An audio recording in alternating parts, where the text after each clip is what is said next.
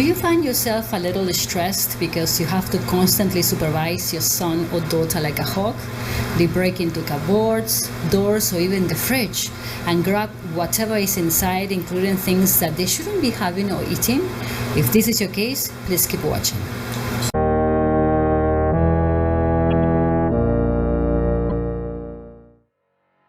Hi, welcome to my channel. I'm Maria. I'm an author, motivational speaker, and mom of 3 autistic children. And today we will be talking about what to do when our autistic children break into cupboards and doors and how we can prevent it. Now, I have a similar video about when your child is trying to escape home or to prevent them from going missing. You can also check that video here. But don't go anywhere. You can do that right after viewing this one. As an autism parent, I am sure you can relate when I say that our children are like little Houdinis. They can figure out the most complex locks, and this might put them in dangerous situations that as parents we try to avoid at all times. So let's talk about some things we can do to prevent this issue. Forget about locks. As parents, especially moms, we want to have our home looking clean, organized, and nicely decorated because we want to bring some sort of normalcy in an often chaotic environment, and that is completely understandable. But then, when this arrangement doesn't work out, we get upset. I am pretty sure this is what happened to many families with their Christmas trees this year. Completely destroyed.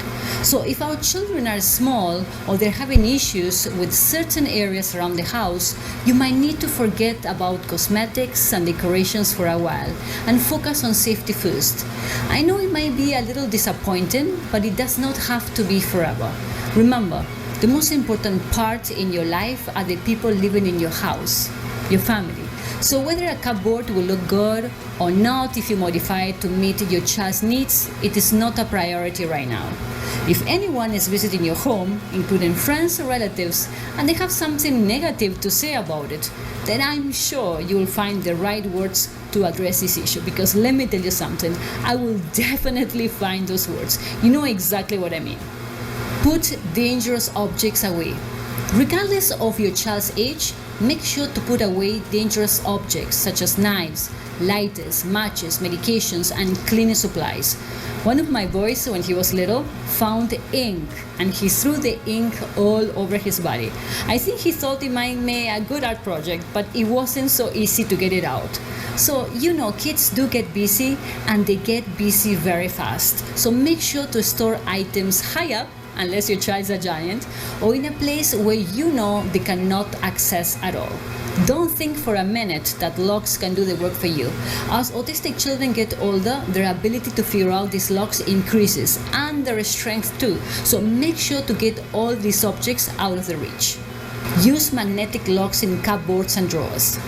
Magnetic locks are generally strong, and you can keep the original lock off the drawers without having to worry about safety. A definite win-win situation. How they work? Basically, a latch with a robust magnet is installed inside the drawer, which will prevent it from being opened. And then, when you place the magnetic key near the drawer, the latch is released and you will be able to open it again. But make sure now not to forget where you put that key, because otherwise it will become a problem to open the drawer when you need it. Place visual labels. If for some reason your child ends up accessing the drawer or cupboard, it is important to have all the items properly labeled. Why?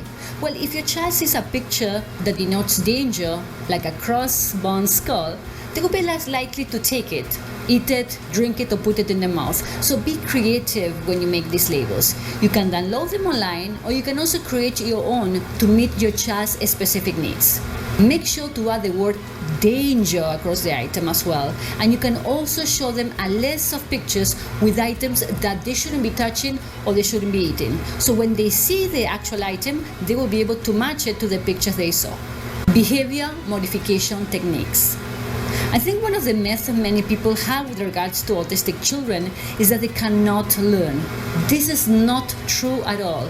they can learn. So no matter where your child falls on the autism spectrum or whether or not they are verbal, let them sit down and share a social story with them using text and pictures illustrating why they shouldn't be opening the cupboards, doors, or drawers.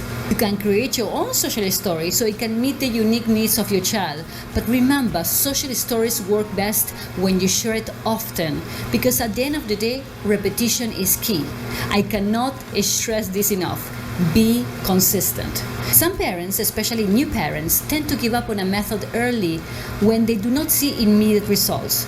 Do not give up. I will be honest, sometimes it may take weeks, months, or even years for your child to fully absorb what you're teaching.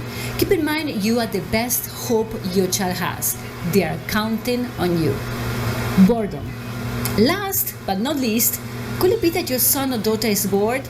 A lot of times when children are busy opening drawers or cupboards, it's because they are not stimulated enough or engaged in activities that are meeting their sensory needs. It is good to encourage their spirit of independence and curiosity if it is safe to do so.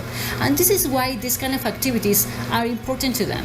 The touching, the smelling, the tasting. So make sure to plan sensory activities for your child so they will be busy engaging them and less likely to go around touching everything and trying to open things they shouldn't be opening.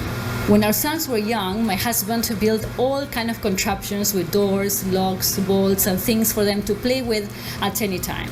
When they got used to these locks and doors on their own play equipment, they no longer had an urge or an interest to get into our actual cupboards and locks.